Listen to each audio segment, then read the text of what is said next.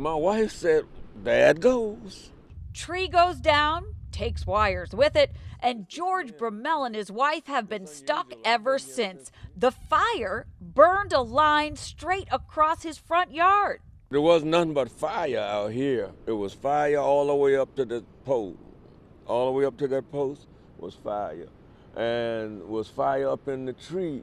A dangerous scene that shut down a busy stretch of Johns Hopkins Road and knocked out power to the zoo back home for a second time. Well, power's out again. It was out starting about 4:30 this morning. Came on briefly, and then another tree fell down, and we are out of power again. And her sons back outside chopping up another massive limb that fell off a neighborhood tree. Do you think this will go on all day? It better not. If more of that tree falls down, we're going to be in trouble. Howard County just could not catch a break today. This windstorm, a traffic stopper. Trees and wires, debris, branches, and garbage cans causing headaches for drivers, and for many, even the workaround hit a roadblock. It's dangerous. There's no doubt about it. I'm glad they closed schools.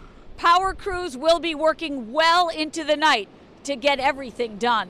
In Fulton, I'm Kate Amara, WBAL TV 11 News.